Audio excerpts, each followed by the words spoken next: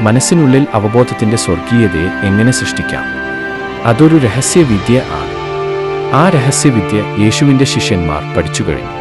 അവസാനമായി യേശു അവരെ ആ വിദ്യയും പഠിപ്പിച്ചു കഴിഞ്ഞു. ഇപ്പോഴാണ് സ്നാപക യോഹന്നാൻ പറഞ്ഞ വാക്കുകൾ യാഥാർത്ഥ്യമാകുന്നത്.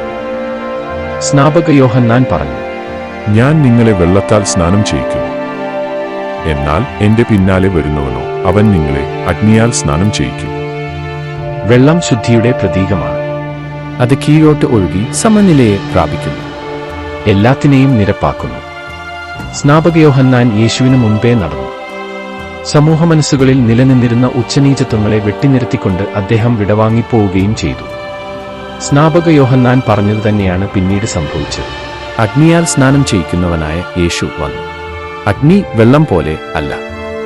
വെള്ളം താഴോട്ട് സഞ്ചരിക്കുമ്പോൾ അഗ്നിയുടെ സഞ്ചാരം ഉയരങ്ങളിലേക്കാണ്. അറിവാണ് ഏറ്റവും വലിയ അഗ്നി. യേശു തന്റെ ശിഷ്യന്മാരെ അറിവിന്റെ അഗ്നിയാൽ സ്നാനപ്പെടുത്തി. അതിനുശേഷം അദ്ദേഹവും അരങ്ങൊഴിഞ്ഞു കഴിഞ്ഞു. അറിവാകുന്ന ആ അഗ്നിയെ ഏറ്റെടുത്ത ശിഷ്യന്മാർ ഇനി അത് മറ്റുള്ളവരിലേക്ക് പകർന്നു കൊടുക്കുക എന്ന ജോലിയിലേക്ക് കടക്കാൻ പോവുകയാണ്. വിളക്ക് പറയും കീഴിൽ അല്ല വെക്കേണ്ടത്, അത് തന്റെമേൽ തന്നെ വയ്ക്കണം എന്ന യാഥാർത്ഥ്യത്തിലേക്ക് അവർ കടക്കുകയാണ്. ഭൂമിയിലെ സകല മനുഷ്യരും അറിവിന്റെ വിളക്കുകളായി മാറണം. അങ്ങനെ സംഭവിച്ചാൽ ഈ ഭൂമി സ്വർഗസമാനമായി തീരും.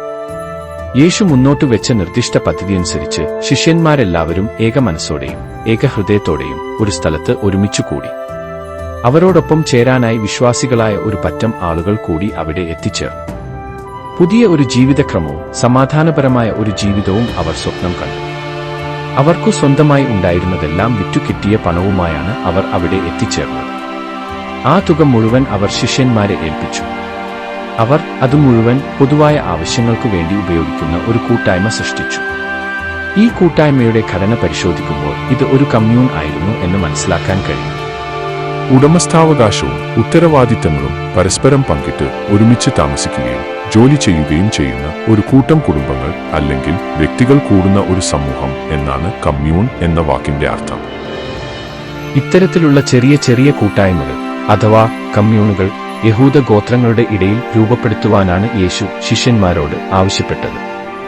ഏകഹൃദയത്താലും ഏകവിശ്വാസത്താലും അതാതു രാജ്യത്തും സംസ്കാരങ്ങളിലും രൂപപ്പെടുന്ന ജീവനും ആത്മാവുമുള്ള ചലനാത്മകമായ ഇത്തരം കമ്മ്യൂണുകൾ ആയിരുന്നു യേശുവിന്റെ ദൈവരാജ്യത്തിന്റെ അടിസ്ഥാന യൂണിറ്റുകൾ.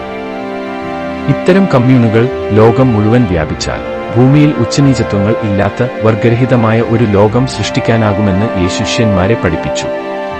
യേശുവിന്റെ കമ്മ്യൂണുകളിൽ പൗരോഹിത്യ ഭരണം അനുവദനീയമായിരുന്നില്ല.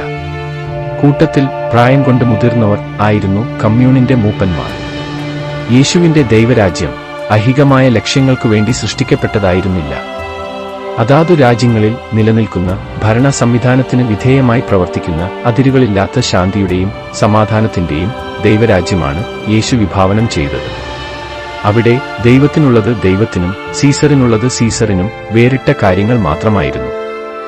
യേശുവിന്റെ കമ്മ്യൂണുകൾ രാജ്യകാര്യങ്ങളിലോ രാഷ്ട്രീയ കാര്യങ്ങളിലോ ഇടപെടുന്നില്ല. ഏതു രാജ്യത്തും ഏതു ഭരണസംവിധാനത്തിലും എത്ര നിഗൂഢമായും പ്രവർത്തിക്കാൻ കമ്മ്യൂണുകൾക്ക് കഴിഞ്ഞിരുന്നു. ഓരോ കമ്മ്യൂണും ലോക്ക് കട്ടകൾ പോലെ ബലവത്തായ സ്വതന്ത്ര യൂണിറ്റുകളാണ്. അവ പരസ്പരം കൂട്ടിയോജിപ്പിക്കുമ്പോൾ കൂടുതൽ ബലവത്തായി മാറുകയും ചെയ്യുന്നു. ഈ ആശയം കുറച്ചൊന്നു പരിഷ്കരിച്ച് രാഷ്ട്രീയവും സാമ്പത്തികവുമായ അടിത്തറയിൽ ഉറപ്പിച്ചതാണ് കാൾ മാർക്സിന്റെ കമ്മ്യൂണിസം. യേശുവിനെ പോലെ തന്നെ അദ്ദേഹവും ഒരു ജൂതൻ ആയിരുന്നു. മാർക്സിന്റെ കമ്മ്യൂണിസം ആത്മാവില്ലാത്ത വെറും ജഡം മാത്രമായിരുന്നു. അതിനാൽ തന്നെ അതിന്റെ ആയുസ് തീർന്നപ്പോൾ സ്വാഭാവികമായി അത് മരിക്കുകയും അടക്കപ്പെടുകയും ചെയ്തു. എന്നാൽ യേശുവിന്റെ ദൈവരാജ്യം എന്ന ആശയം മരിക്കുന്നില്ല. 10 20 വ്യക്തികളോ കുടുംബങ്ങളോ ഏക മനസ്സോടെയും ഏകവിശ്വാസത്തോടെയും ഒത്തുചേർന്ന് ജീവിക്കാൻ തുടങ്ങിയാൽ അവിടെ യേശുവിന്റെ ദൈവരാജ്യത്തിന്റെ അടിസ്ഥാന യൂണിറ്റ് ആയ ഒരു കമ്മ്യൂൺ രൂപപ്പെടുകയായി. അങ്ങനെയെങ്കിൽ യേശുവിന്റെ ദൈവരാജ്യം ലോകത്ത് എവിടെ വേണമെങ്കിലും എപ്പോൾ വേണമെങ്കിലും നടപ്പാക്കുവാൻ സാധിക്കുന്നതാണ്. എന്നാൽ അങ്ങനെ സംഭവിക്കുന്നില്ല. എന്തായിരിക്കും കാരണം? ആ കാരണങ്ങൾ അടുത്ത ലക്കത്തിൽ പരിശോധിക്കാം. Thank you for watching. Stay tuned for the next episode. Goodbye.